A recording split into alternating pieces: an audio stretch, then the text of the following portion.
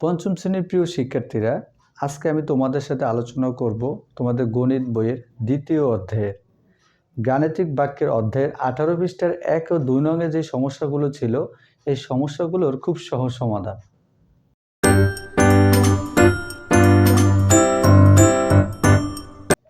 প্রিয় শিক্ষার্থীরা, তোমাদের গণিত বইয়ে 2026 সালের নতুন বইয়ে 18 পৃষ্ঠার 1 ও 2 নয় কিছু সমস্যা ছিল। এই সমস্যাগুলো কিন্তু খুবই সহজ, কিন্তু এই সমস্যাগুলো অনেকের কাছে একটু কঠিন মনে হয়। আসলে যাদের কাছে কঠিন মনে হয় তারা কিন্তু না বুঝে করে এবং একটা সময় মুখস্থ করে। আসলে মুখস্থ করলে এই বিষয়গুলো কিন্তু ভালোভাবে বুঝতে পারবে না। যদি তুমি বুঝে বুঝে করো তাহলে এই ধরনের অঙ্কগুলো কিন্তু খুবই সহজ। তোমরা শুধু দেখতে থাকো। 1 নম্বরে ছিল নিচের খোলা বাক্যগুলোর অজানা মানগুলো বের করো যেন বাক্যগুলো সত্য হয়। এখানে এগুলো দেওয়া আছে খোলা বাক্য এবং প্রত্যেকটা বাক্যের অজানা মান আছে, সেটা আমাদেরকে বের করতে হবে। এখন আমরা যে মানটা বের করব ওই বাক্যটা যেন সত্য হয়। 1 নংয়ের 1 নম্বরে যে অঙ্কটি ছিল, একটি চতুর্ভুজের ক সংখ্যক বাহু আছে। তো আমরা জানি যে একটা চতুর্ভুজের 4টি বাহু। তো প্রথমে আমরা এটা লিখব। 1 নংয়ের 1 নম্বর অঙ্কটা খেয়াল করো, আমরা লিখব একটি চতুর্ভুজের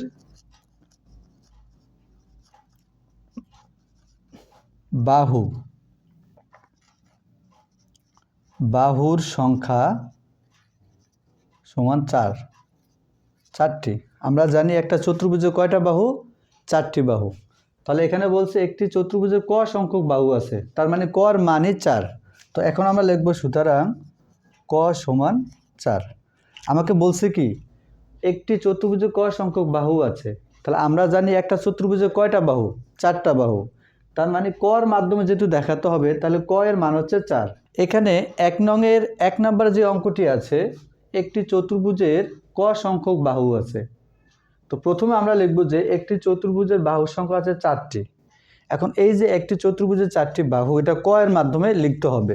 তো আমরা এখন লিখব সুতরাং ক সমান 4। প্রিয় শিক্ষার্থীরা, আমি যে ক এর মান 4 বের করলাম, এই বাক্যটা আমাদেরকে সত্য হতে হবে। কেন সত্য হতে হবে? দেখো, নিচের খোলা বাক্যগুলোর অজানা মান বের করো যেন বাক্যগুলো সত্য হয়। দেখো এই বাক্য কিন্তু সত্য, কারণ একটা চতুর্ভুজে কিন্তু 4টাই বাহু থাকে। যদি তুমি এখানে 3 লিখতে তাহলে কিন্তু বাক্যটা সত্য হতো না, কারণ একটা চতুর্ভুজে 4টা বাহু। যেই চতুর্ভুজে 4টা বাহু, এখানে 4ই লিখতে হবে যেন বাক্যটা সত্য হয়। যদি তুমি 3 লেখো 4-এর জায়গায়, তাহলে কিন্তু বাক্যটা সত্য হবে না। আশা করছি 1 নংয়ের 1 নম্বর অঙ্কটা তোমরা বুঝতে পেরেছো। এরপর যদি আমরা 2 নম্বর অঙ্কটা খেয়াল করি, দেখো, দোকান থেকে ক টাকার চাল কিনে 500 টাকা দিয়ে 85 টাকা ফেরত পেলাম। তোমরা অবশ্যই দোকানে যাও। তো দোকানে গিয়ে ক টাকার চাল কিনেছো, এই চালটা কিন্তু তোমরা দোকান থেকে কিনেছো। দোকান থেকে চাল কিনে 500 টাকা দিয়ে তুমি দোকানদারকে 500 টাকা দিয়েছো এবং 500 টাকা দিয়ে 85 টাকা ফেরত পেয়েছো। এখন আমাকে এটা গাণিতিক বাক্যে প্রকাশ করতে হবে এবং তারপরে মান বের করব যেন বাক্যটা সত্য হয়। তো আমরা কিভাবে লিখব? দেখো, 2 নম্বর যে অঙ্কটা ছিল, প্রথমে আমরা লিখব গাণিতিক বাক্যে গাণিতিক বাক্য। একটু খেয়াল করো, দোকান থেকে ক টাকার চাল কিনে, তার মানে তুমি দোকান থেকে চাল নিছো এবং 500 টাকা দিয়ে 85 টাকা ফেরত পেয়েছো। তাহলে দোকানদার তোমাকে কি দিয়েছে? দোকানদার তোমাকে দিয়েছে ক টাকার চাল কিনেছো এবং 85 টাকা ফেরত পেয়েছো। তাহলে এখানে যোগ 85, একটু ভালো করে বুঝে নাও, সমান 500। এখন আমাকে প্রশ্ন করতে পারো, স্যার এখানে আমরা কেন ক এর সাথে যোগ দিলাম এবং কেনই বা সমান চিহ্নে পরে 500 লিখলাম? আসো, এবার তুমি দোকান থেকে কি নিছো? দোকান থেকে ক টাকার চাল নিছো। দোকানদার তোমাকে চাল দিয়েছে, আর কি দিয়েছে? আর 85 টাকা ফেরত দিয়েছে। কি দিয়েছে? 85 টাকা ফেরত দিয়েছে। এখন চালও তোমার কাছে, 85 টাকাও তোমার কাছে, তাই দুটা তো তুমি একসাথেই পেয়েছো। এজন্য আমরা এটাকে যোগ চিহ্ন দিলাম। এখন এই দুইটার জন্য তোমরা 500 টাকা দিয়েছো। কত টাকা দিয়েছো? 500 টাকা দিয়েছো। এখন আমরা এই চালের দাম মানে কয়ের দাম, এই কয়ের মানটা আমরা বের করব। খেয়াল করে এবার বা দেখো, তো আমরা লিখব ক সমান 500। তাহলে কয়ের পর 500 কেন লিখলাম? কারণ আমরা ক এর মানটা আলাদা করব। তাহলে ক এর পরে সমান চিহ্ন দিয়ে 500 লিখলাম। এই যে ক এর পর সমান চিহ্ন দিয়ে 500 লিখলাম, তাহলে আমার বাদ গেছে কি যোগ 85। এই যোগটা সমান চিহ্নের ওই পাশে চলে গেলে কি হবে বিয়োগ 85। বুঝতে পারছি এটা সবাই আমরা? আচ্ছা, এরপর খেয়াল করি বা ক সমান, দেখো 500 থেকে আমরা এখন 85 বিয়োগ করব। তাহলে 5 আছে 10-এর সমান 5, হাত আছে 1, 9, 9 আছে 10-এর সমান 1, হাত আছে 1, 1 আছে 5-এর সমান 4, তাহলে 415 টাকা। তাহলে ক এর মান হলো কত? 415 টাকা। প্রিয় শিক্ষার্থীরা, আমাদেরকে বলা হয়েছে যে নিচের খোলা বাক্যগুলোর অজানা মান বের করো।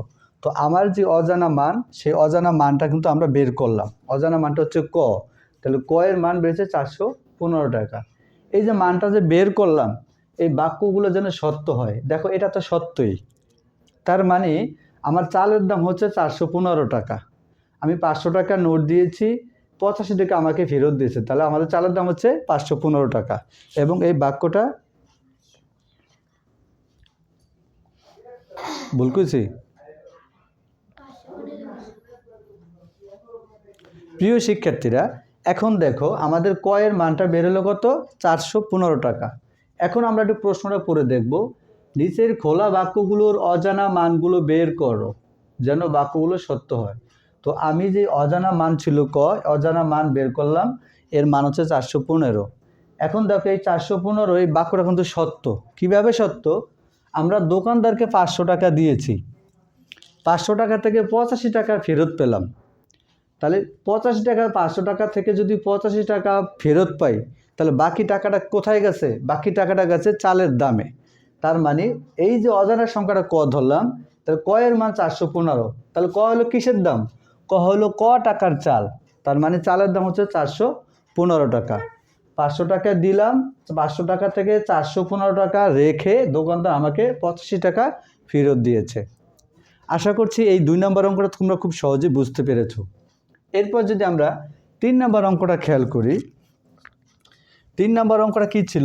দেখো এখানে খ সংখ্যক কলম 12 জনের মধ্যে 3টি করে ভাগ করে দেওয়া হলো। তো এটা আমরা গাণিতিক বাক্যে লিখব। দেখো 3 নম্বর 1 নংয়ের 3 নম্বর অঙ্কটা। আচ্ছা, তাহলে দেখো গাণিতিক বাক্যে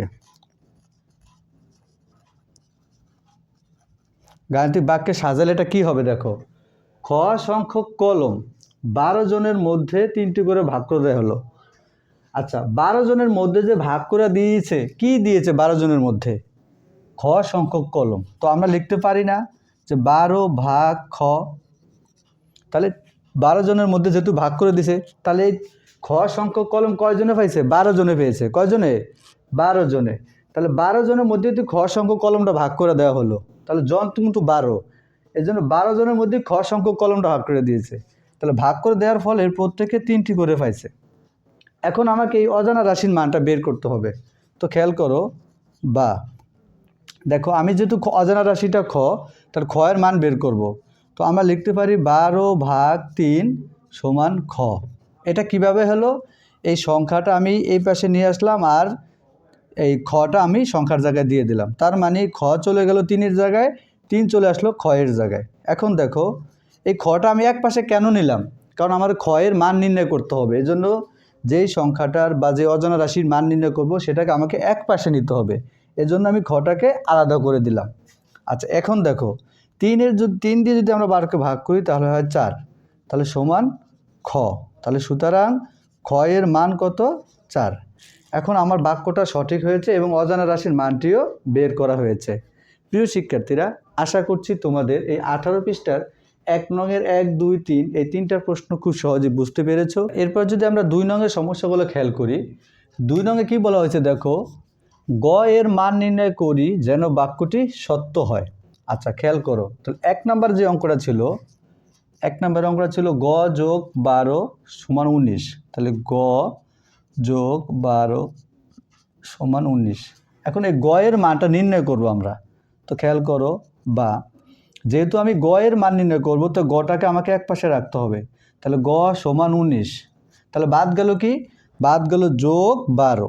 এখন এই যোগটাকে যদি আমি সমান চিহ্নের পিছনে নিয়ে যাই, তাহলে হয়ে যায় বিয়োগ 12। তাহলে এখন দেখো আমরা গ এর মানটা কত আসে, 19 থেকে যদি 12 বাদ দিই তাহলে থাকে 7। তাহলে সুতরাং গ এর মান কত, 7। এরপর যদি আমরা 2 নম্বর অঙ্কটা খেয়াল করি, 2 নম্বর অঙ্কটা খেয়াল করো, 2 নম্বর অঙ্কটা 48 বিয়োগ গ সমান 33। এখানে কিন্তু 2 নঙ্গের যে গ এর মানগুলো নির্ণয় করতে হবে, সবগুলো অঙ্কের ভিতরে 1 2 3 4 প্রত্যেকটা অঙ্কের ভিতরে গ এর মান নির্ণয় করতে হবে। তো 2 নম্বর আছে কত, 48 বিয়োগ গ সমান 33। তো খেয়াল করো, 48 বিয়োগ গ সমান 33। তো এখন আমরা এই গ এর মান নির্ণয় করব। দেখো যেহেতু আমরা গ এর মান নির্ণয় করব, তো গটাকে আমাকে এক পাশে নিতে হবে। আমি যদি গটাকে 33-এর জায়গায় নিয়ে যাই, 33 যদি এখানে নিয়ে আসি তাহলে কিন্তু আমাদের অঙ্কটা হয়ে যায়। তাহলে আমরা কীভাবে লিখব, 48 বিয়োগ 33 সমান গ। 33-এর জায়গায় গটা দিয়ে দিলাম আর 33টা গ এর জায়গায় নিয়ে আসলাম। তাহলে এখন দেখো 48 থেকে 33 বাদ দিব, তাহলে 3 আছে 8-এর সমান 5 এবং 3 আছে 4-এর সমান 1 সমান গ। তাহলে সুতরাং গ এর মান 15। প্রিয় শিক্ষার্থীরা, আশা করছি 1 এবং 2 নম্বর অঙ্কটা খুব সহজে বুঝতে পেরেছ। এরপর যদি আমরা 3 এবং 4 নম্বর অঙ্কটা খেয়াল করি, 3 নম্বর অঙ্কটা দেখো, 8 গুণ গ সমান 32। তো প্রথমে আমরা অঙ্কটা তুলব, 8 গুণ গ সমান 32। তো খেয়াল করো এবার, এখন আমরা গ এর মান নির্ণয় করতে হবে। কি করতে হবে, গ এর মান নির্ণয় করতে হবে। তো গটাকে কিন্তু আমরা এক পাশে রাখবো। এখন তোমরা দেখো, এই যে তোমরা এখন বলতে পারো যে স্যার আমরা যদি এই গটা যদি 32-এর জায়গায় নিয়ে যাই এবং 32টা যদি গড় জায়গায় নিয়ে যাই তাহলে কেমন হয়, কারণ আপনি আগের অঙ্কটা এভাবেই করিয়েছেন। আসলে এটা কোন সংখ্যাটা সরবে এটা তোমাদেরকে বুঝতে হবে। তুমি যদি এই গটা 32-এর জায়গায় নিয়ে যাও, দেখো 32-এর সাথে কিন্তু 8 গুণ করলে কিন্তু হবে না সংখ্যাটা, এটা হবে একটা ভাগের অঙ্ক। এই ভাগটা 32-এর পিছে চলে গেলে কিন্তু এখানে যে গুণটা, এখানে যে গুণ আছে, এই গুণটা 32-এর পিছে চলে গেলে কিন্তু ভাগ হয়ে যায় এবং 8 দিয়ে কিন্তু 32-কে ভাগ করা যায়। কাজেই এই 8টা 32-এর পিছনে যাবে কিন্তু 32টা এখানে আসবে না, এটা কিন্তু তোমাদের বুঝতে হবে। আচ্ছা তাহলে খেয়াল করো আমরা কিভাবে লিখব, আমরা লিখব গ সমান 32। এখানে আছে 8 আছে গুণ আকারে, গুণটা যদি সমান চিহ্নের পিছে চলে যায় তাহলে ভাগ হয়ে যায়। তাহলে বা গ সমান 8 32 উঠে যায় 4 বার। তাহলে সুতরাং গ এর মান 4। এরপর যদি আমরা 4 নম্বর অঙ্কটা খেয়াল করি, দেখো 81 ভাগ গ সমান 9। 81 ভাগ গ সমান 9। কোন অঙ্কটাকে সরাবে এটা কিন্তু তোমাদের বেসিকের উপর নির্ভর করবে, এটা কিন্তু বুঝতে হবে। দেখো আমরা যদি এই অঙ্কটাকে দেখো, এই 9টা যদি গয়ের জায়গায় নিয়ে আসি, গড়টা যদি 9-এর জায়গায় দিয়ে দিই তাহলে কিন্তু অঙ্কটা হয়ে যায়, কারণ 9 দিয়ে কিন্তু 81-কে ভাগ করা যায়। 9 81 কিন্তু 9 বার যায়, 9 নং 81। তার মানে আমরা এই গটাকে 9-এর জায়গায় বসিয়ে দেব। তাহলে খেয়াল করো 81 ভাগ 9 সমান গ। এই 9-এর জায়গায় গটা দিলাম আর গয়ের জায়গায় 9টা নিয়ে আসলাম। এখন দেখো 9-এর নামটা যদি আমরা পড়ি, 9 81-এর ভিতরে 9 বার যায়, তাহলে সমান গ। তাহলে সুতরাং গ এর মান 9। প্রিয় শিক্ষার্থীরা, আশা করছি এই অঙ্কগুলো খুব সহজে তোমরা বুঝতে পেরেছো। তবে এক্ষেত্রে তোমাদের একটু অ্যাক্টিভ থাকতে হবে যে তোমরা কোন সংখ্যাটা সরাবে। আগে দেখবে যে কোন সংখ্যাটা কোনটার সাথে ভাগ করা যায়, কোনটার সাথে গুণ করা যায়, নিঃশেষে বিভাজ্য হয় কি না, সেটা আগে তোমাদেরকে ধারণা করে নিতে হবে, এরপরে সংখ্যাগুলো তোমরা সরাবে। প্রিয় শিক্ষার্থীরা, যদি আমার ক্লাসগুলো তোমাদের ভালো লাগে তাহলে আশা করছি অবশ্যই সবাই লাইক কমেন্ট শেয়ার এবং সাবস্ক্রাইব করে আমার চ্যানেলটির সাথে থাকবে। ধন্যবাদ সবাইকে।